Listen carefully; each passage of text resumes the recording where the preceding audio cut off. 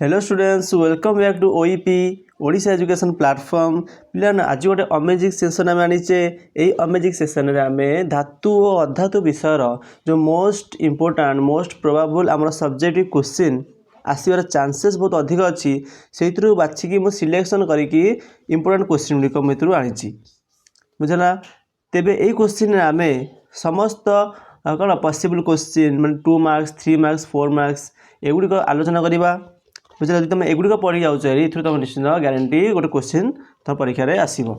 एमती किसी आमर फिक्स ना जे 4 मार्क क्वेश्चन तुम केवल 4 मार्क पड़ो 4 मार्क क्वेश्चन को तुमको छोट करके तुमको 2 मार्क कि 3 मार्क पचारि दे पारे तेणु जो क्वेश्चन गुड़िक मुझे तुमको सिलेक्शन देवी से गुड़िक कौन मिसे गोड़ी पचारि पारे तेणु ये सब गुड़िक तुम मोस्ट इंपोर्टाट हो जाए एगुड़िक तुम भलरे पूरा प्रैक्टिस करके आमर ऑलरेडी एमसीक्यू क्वेश्चंस डिस्कशन आम चैनल चली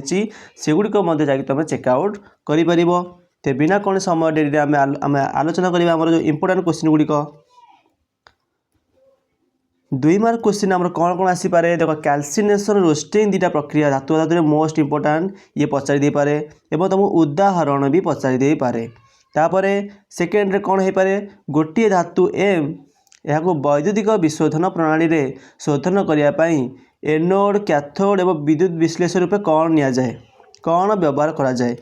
है एनोड रे कौन नि जाए कैथोड रे कौन नि जाए और जो पानीटा सेटा को कौन नि जाए यहीटा मतलब तुम गोटे इंपोर्टाट क्वेश्चन पचारि पारे तापर एनोडाइजिंग कौन अटे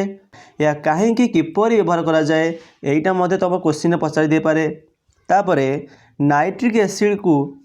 जदि आम कौन सी धातु सह प्रतिक्रिया करोचे तेबे हाइड्रोजन गैस कहीं निर्गत हुए ना जानी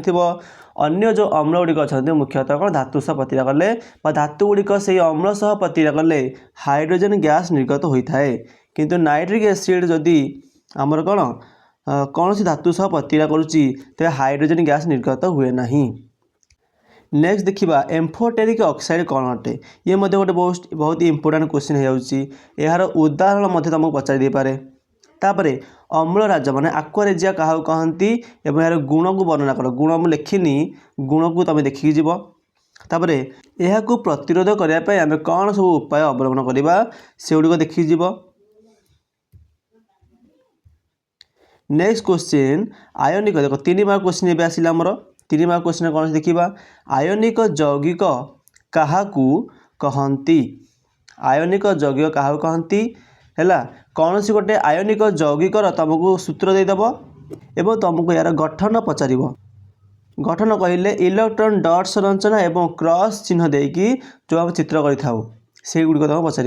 देख ये मुझे एग्जाम्पल रूप से केवल मैग्नेशियम क्लोराइड नहीं तुमको आउ कि मौलिक आउ कि यौगिक पचारि पारे मैं तुमको सोडियम ऑक्साइड पचारि पारे तुमको एल्युमिनियम ऑक्साइड पचारि पारे कि लुण पचारि पारे है NaCl तेणु यहाँ केवल मुझे गोटे उदाहरण देती बही आम जो देती तुम देखिकी जीव तेरे अशुद्ध तंबार वैद्युतिक शोधन पद्धति चित्र सह वर्णना कर अशुद्ध तंबा देखी चित्र देता आम बही गोटे गोटे बिकर से 2टी विद्युतग्र यहाँ कौन सेल द्वारा संयोग कराइला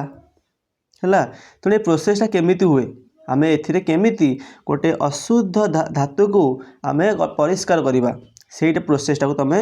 कौन वर्णना कर। परवर्ती क्वेश्चन देखिए सोडियम मैग्नेशियम एल्युमिनियम जल सह किपरि प्रतिक्रिया करती वर्णना कर। सोडियम जानी गोटे आमर उच्च प्रतिक्रियाशील धातु मैग्नेशियम एल्युमिनियम आमर मध्यम प्रतिक्रियाशील धातु एमती आउ गोटे पचारे कपर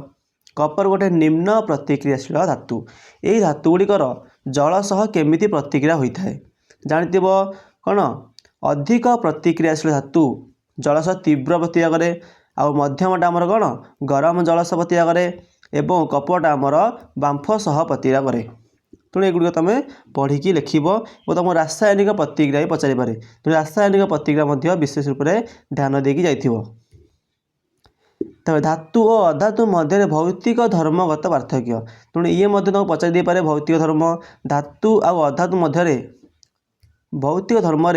कौन सा पार्थक्य अच्छी जानते कौन धातु हूँ नमनीय अधातु अनमनीय माने ये गुड़िक तुमको पचार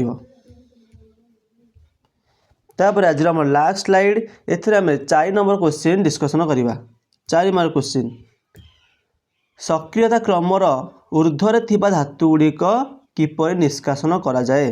आमर बही रे गोटे टेबुल दे अछि सेथिरे धातु गुड़ी को ऊपर तलू किसी सजेक लिखी सक्रियता क्रम को क्रम निम्न क्रम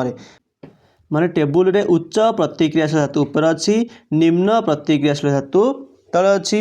हैला तामाने ऊपर तलू गले एमानकर निष्कासन प्रणाली आमर अलग अलग होता है। उच्च प्रतिक्रियाशील धातु को आम कौन इलेक्ट्रिसिटी फ्लो करिकी बा विद्युत प्रक्रिया रे वैद्युतिक प्रक्रिया आम निष्कासन करिथाउ। तेणु से प्रक्रिया तुम वर्णना कर। दुई रे कौन हो पारे एलय कौन एलय माने मिश्र धातु तार अर्थ कौन है या किपरि कहीं प्रस्तुत करा जाए आमको मिश्र धातुर आवश्यकता कौन अच्छी है यही सब वर्णना कर। थर्ड रे धातुपिंड कहले कौन बुझ धातुपिंड कहले कौन बुझ मध्यम क्रमर सक्रिय धातु किपरि